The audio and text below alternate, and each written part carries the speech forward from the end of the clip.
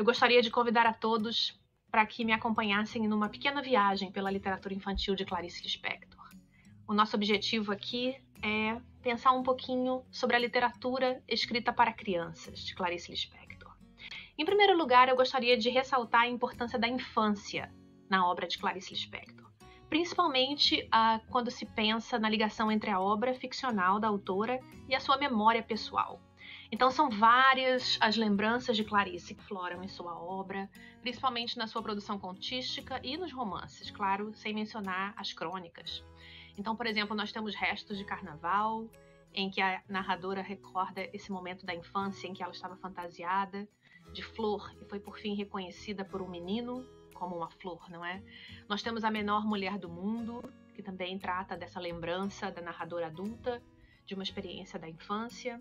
E nós temos o clássico Felicidade Clandestina, que é importante não somente por mencionar a literatura, a criança Clarice, a menina Clarice, mas também por, de certa maneira, nos oferecer uma espécie de pista sobre a produção literária, quando essa menina Clarice demonstra uma fascinação e uma paixão pela obra de Monteiro Lobato, né? Então, o objetivo também seria pensar como que as questões que a literatura infantil levantam também são válidas para a obra adulta. E uma coisa relevante a se mencionar é que parece que a gênese da obra infantil e adulta de Clarice Lispector coincidem, não é? E não somente em termos de assuntos, nós temos assuntos muito profundos, como por exemplo a morte, o assassinato, o perdão, que aparecem nas duas vertentes da sua literatura, mas há também na literatura infantil muitas referências claras a temas e a eventos que serão desenvolvidos de outra maneira na literatura não infantil. Então, por exemplo, se nós pensarmos na narrativa infantil A Mulher que Matou os Peixes, nós temos referências, por exemplo, às baratas como os animais indesejados, que são personagens que aparecem, por exemplo, no conto A Quinta História. E nós temos também referência a um refrigerante famoso, né, Coca-Cola, que aparece aqui na Mulher que Matou os Peixes e aparece também na Hora da Estrela. Então, vejamos muito rapidamente as obras infantis de Clarice Lispector.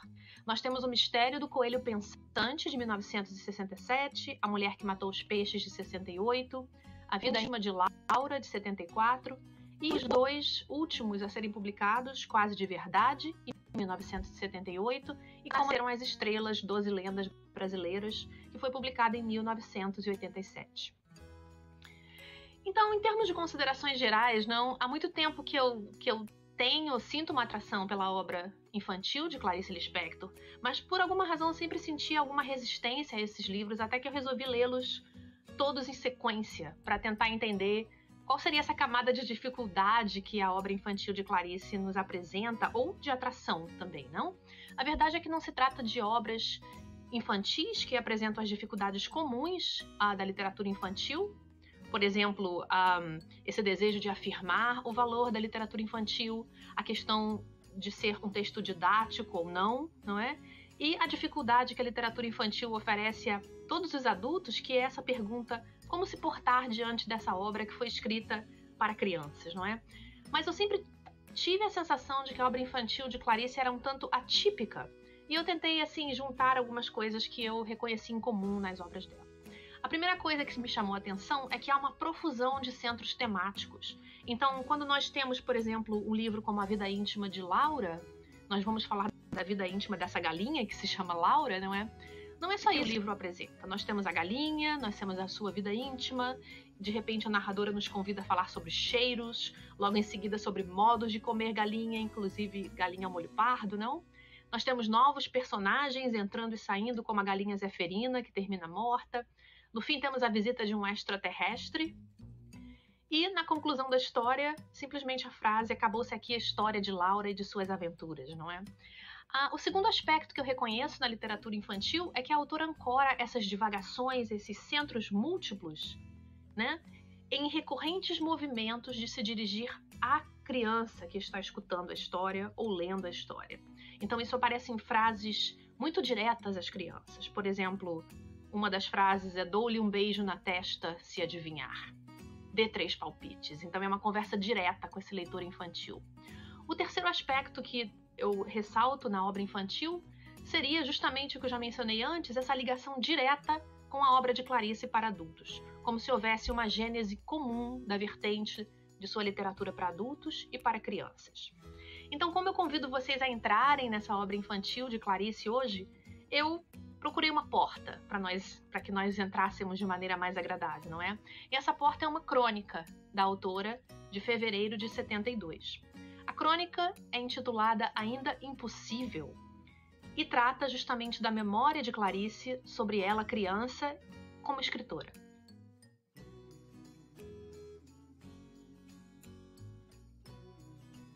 Ainda impossível. Respondi que gostaria mesmo era de poder um dia afinal escrever uma história que começasse assim. Era uma vez.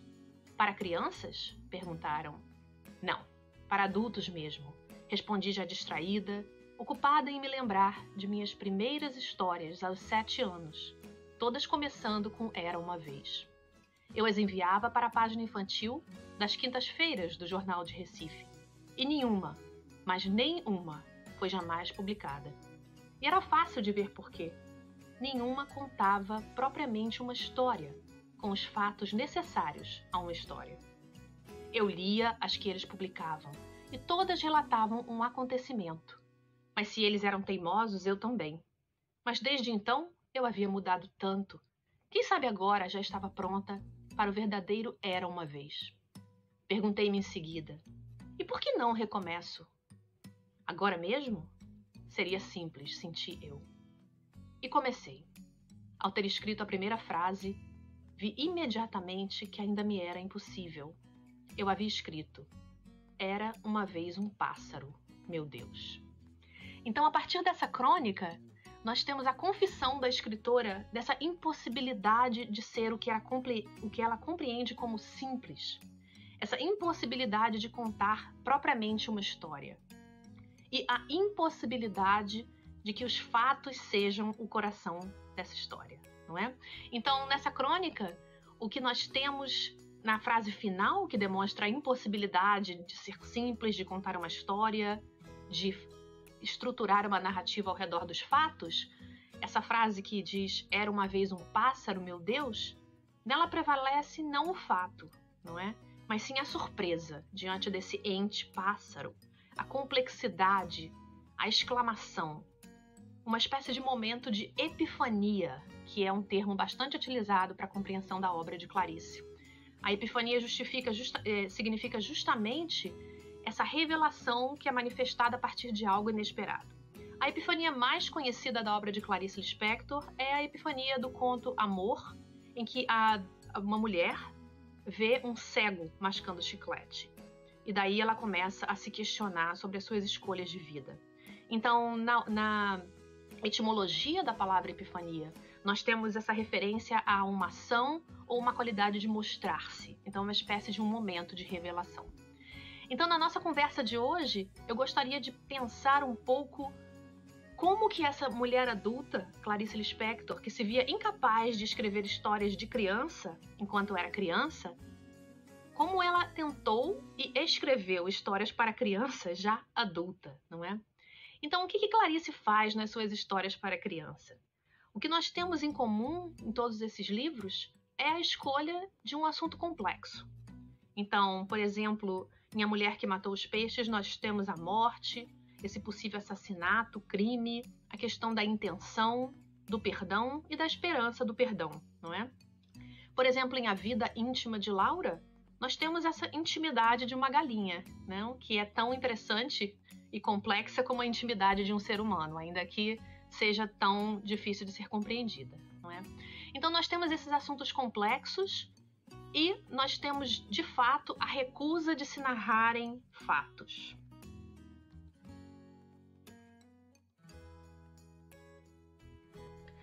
Eu convido vocês agora a que entremos na narrativa de A Mulher que Matou os Peixes. Eu vou começar com a leitura da primeira página. Essa mulher que matou os peixes, infelizmente, sou eu. Mas juro a vocês que foi sem querer. Logo eu, que não tenho coragem de matar uma coisa viva, até deixo de matar uma barata ou outra. Dou minha palavra de honra que sou pessoa de confiança, e meu coração é doce. Perto de mim, nunca deixo criança nem bicho sofrer.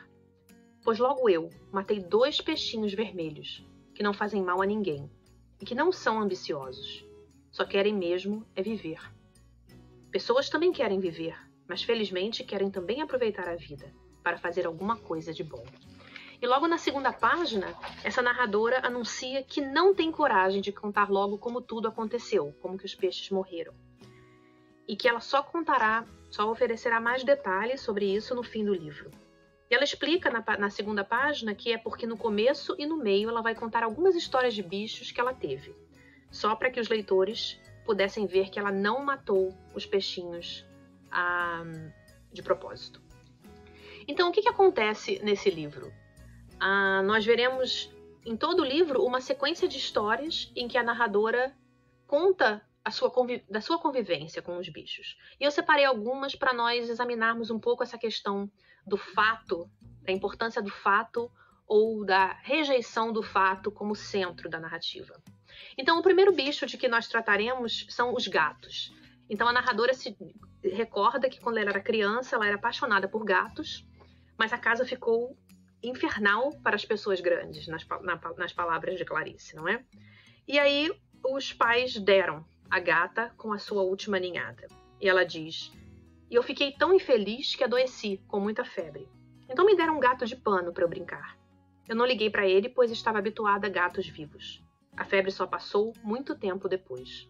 Bem, vamos mudar de assunto." Então, o que aqui a gente vê, muito mais do que na narração de um evento, são os efeitos nos sentimentos da personagem, não é? Os efeitos dessa perda da gata. E qual é a solução da narradora adulta ao lidar com esse assunto e levantar esse assunto para as crianças? Ela muda de assunto, pondo um ponto final no assunto. Bem, vamos mudar de assunto.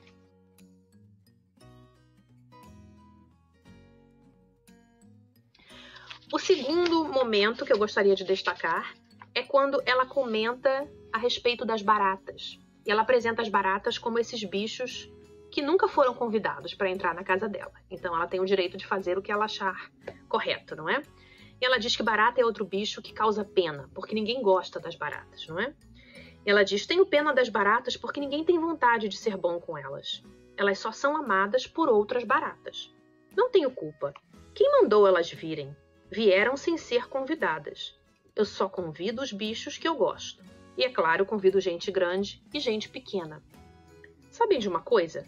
Resolvi agora mesmo convidar meninos e meninas para me visitarem em casa."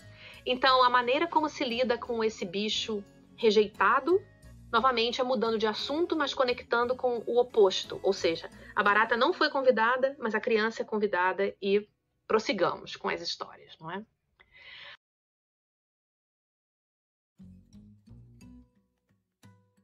A terceira história que eu gostaria de sublinhar é da macaquinha Lisette, que a narradora diz ter comprado numa feira. E ela diz que foi batizada com o nome de Lisette e que Lisette às vezes parecia sorrir, pedindo desculpas por dormir tanto, e que ela quase não comia e ficava parada num cantinho. O que nós descobrimos logo depois é que Lisette sempre esteve doente. A narradora leva Lisette ao veterinário, mas Lisette não sobrevive, não é? Então, nós temos acesso à conversa entre a mãe e os filhos após a morte de Lisette. E eu leio para vocês. De pura saudade, um de meus filhos perguntou: "Você acha que ela morreu de brincos e colar?" Eu disse que tinha certeza que sim, e que mesmo morta, ela continuaria linda. Também de pura saudade, o outro filho olhou para mim e disse com muito carinho: "Você sabe, mamãe, que você se parece muito com Lisette?" Se vocês pensam que eu me ofendi porque me parecia com Lisette, estão enganados. Primeiro, porque a gente se parece mesmo com o macaquinho. Segundo, porque Lisette era cheia de graça e muito bonita. Obrigada, meu filho. Foi isso que eu disse a ele e dei-lhe um beijo no rosto. Um dia desses vou comprar um miquinho com saúde, mas esquecer Lisette, nunca. Então aqui nós temos a morte do animal, a perda novamente, e a maneira que a narradora se conecta com os leitores é ressaltando a empatia entre os que ficam, por exemplo, o filho e a mãe, e a continuidade como uma forma de manter a lembrança de Lisette, mas não não equivalente ao esquecimento. Então, a continuidade, esse desejo de ter um outro Miquinho, não significa que Lisette seria esquecida. Então, ressalto aqui a empatia como uma saída para esse mistério da morte.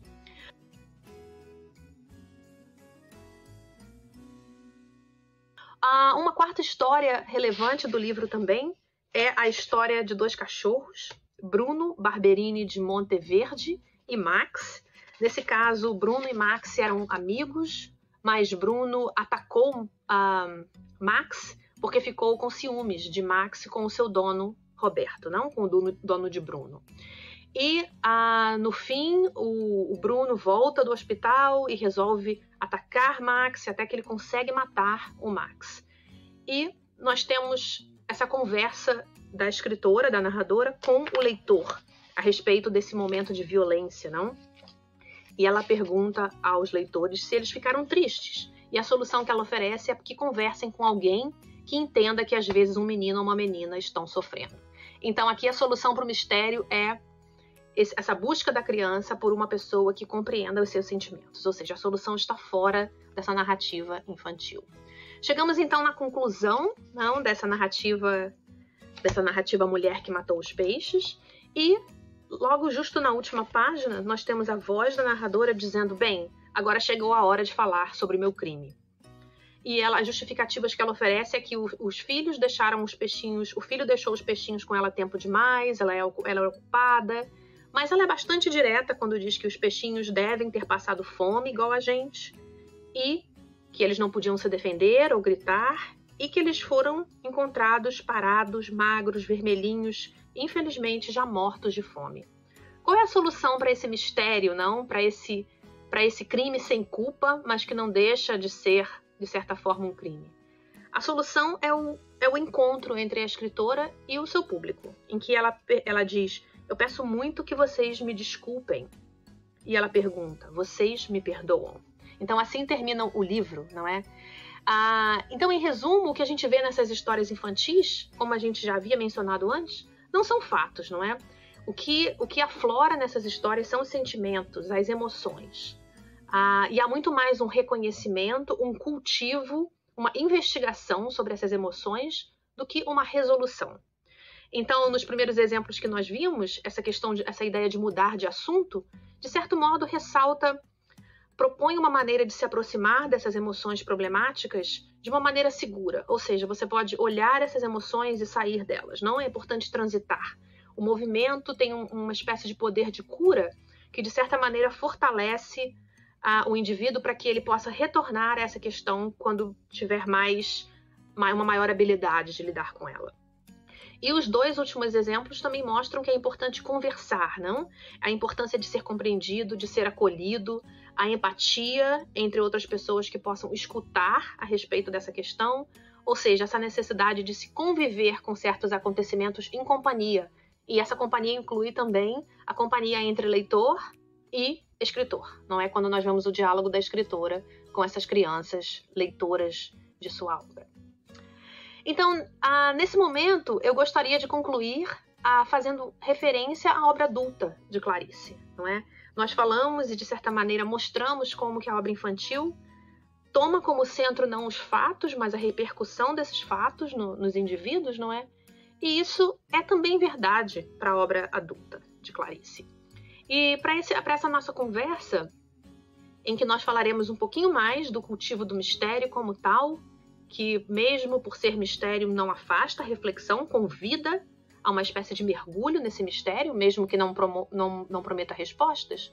Para essa parte da nossa conversa, eu gostaria de fazer referência a dois contos de Clarice Lispector, do livro A Legião Estrangeira, de 64.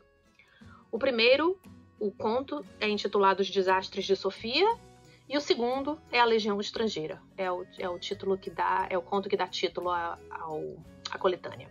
Então, a respeito do primeiro conto, aqui nós temos a história de uma menina, Sofia, e seu relacionamento com um professor.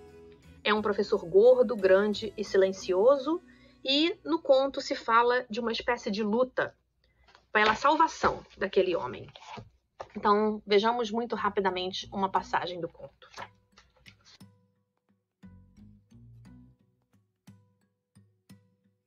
Ferida Triunfante, eu respondi em desafio. Pode me mandar. Ele não mandava, senão estaria me obedecendo.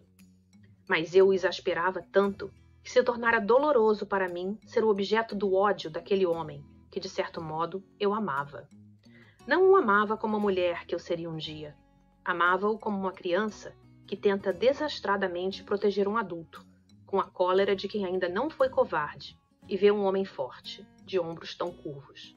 Ele me irritava. E logo na segunda página, nós vemos essa mulher adulta recordando esse episódio da infância e tentando compreender que tipo de atração existia entre ela e esse professor. Não era uma atração entre mulher e homem, mas havia alguma coisa ali que prendia essa menina, que levava essa menina a desafiar esse professor diariamente. E leio novamente. Cada dia renovava-se a mesquinha luta que eu encetara pela salvação daquele homem. Eu queria o seu bem, e em resposta ele me odiava. Contundida, eu me tornara o seu demônio e tormento, símbolo do inferno que devia ser, para ele, ensinar aquela turma risonha de desinteressados. Tornara-se um prazer já terrível o de não deixá-lo em paz. O jogo, como sempre, me fascinava, sem saber que eu obedecia velhas tradições, mas com uma sabedoria com que os ruins já nascem, aqueles ruins que roem as unhas de espanto, sem saber que obedecia a uma das coisas que mais acontecem no mundo, eu estava sendo a prostituta e ele o santo. Não, talvez não seja isso. As palavras me antecedem e ultrapassam. Elas me tentam e me modificam. E se não tomo cuidado, será tarde demais. As coisas serão ditas sem eu as ter dito. Ou pelo menos não era apenas isso. Meu enleio vem de que um tapete é feito de tantos fios que não posso me resignar a seguir um fio só. Meu enredamento vem de que uma história é feita de muitas histórias, e nem todas posso contar. Uma palavra mais verdadeira poderia, de eco em eco, fazer desabar pelo despenhadeiro as minhas altas geleiras.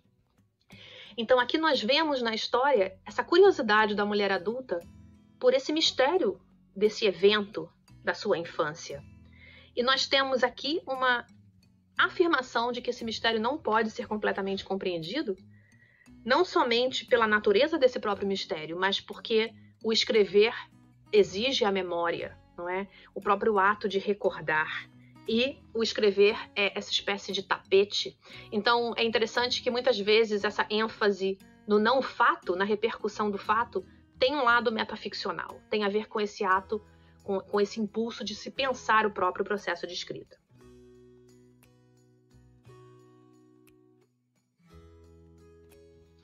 Vejamos então um exemplo de um outro conto de Clarice Lispector, intitulado A Legião Estrangeira, também do volume A Legião Estrangeira de 1964. Nesse conto nós temos como protagonista a menina Ofélia, que é uma menina precoce, e seu contato com uma mulher já adulta que é mãe. Ofélia tem opinião sobre tudo e o centro do conto é o encontro de Ofélia com um pintinho. E como ela fica maravilhada com esse pintinho. E nós descobriremos mais tarde o que acontece com esse pintinho, não? Então eu gostaria de ler uma passagem que relata justamente esse momento em que Ofélia vê este pintinho pela primeira vez. Ri. Ofélia olhou-me ultrajada e de repente riu.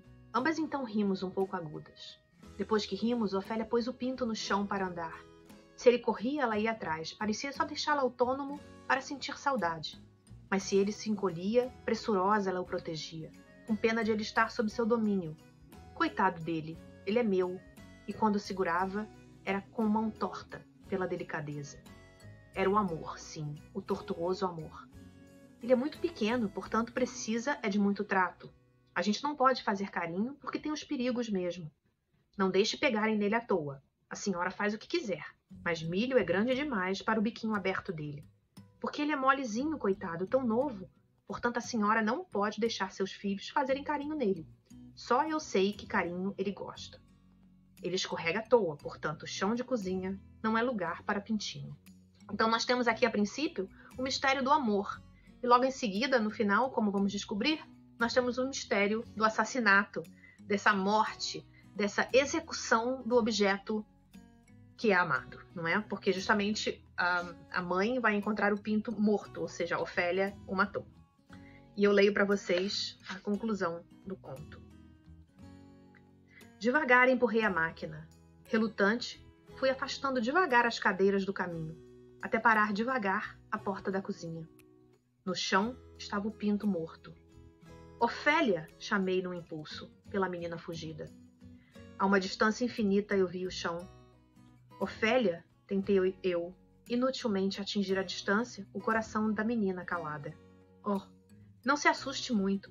Às vezes a gente mata, por amor. Mas juro que um dia a gente esquece, juro.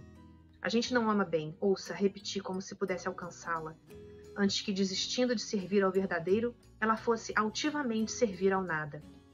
Eu, que não me lembrara de lhe avisar que sem o medo havia o mundo. Mas juro que é isso, que isso é a respiração. Eu estava muito cansada. Sentei-me no banco da cozinha. Onde agora estou, batendo devagar o bolo de amanhã, sentada como se durante todos esses anos eu tivesse com paciência esperado na cozinha. Embaixo da mesa estremece o pinto de hoje. O amarelo é o mesmo, o bico é o mesmo. Como na Páscoa nos é prometido, em dezembro ele volta. Ofélia é que não voltou, cresceu. Foi ser a princesa hindu por quem no deserto sua tribo esperava. Então, nesse conto, nós temos o reconhecimento do mistério, tanto por parte da menina quanto por parte da mulher adulta, e, uma vez mais, por essa mulher adulta que recorda um episódio de anos antes, não é? E é bastante interessante ressaltar esse último parágrafo, em que essa mulher que recorda vê este novo pintinho renovado, não é? Embaixo da mesa estremece o pinto de hoje. E eu acho que essa passagem é bastante interessante para que nós compreendamos melhor essas referências ao mistério em Clarice Lispector.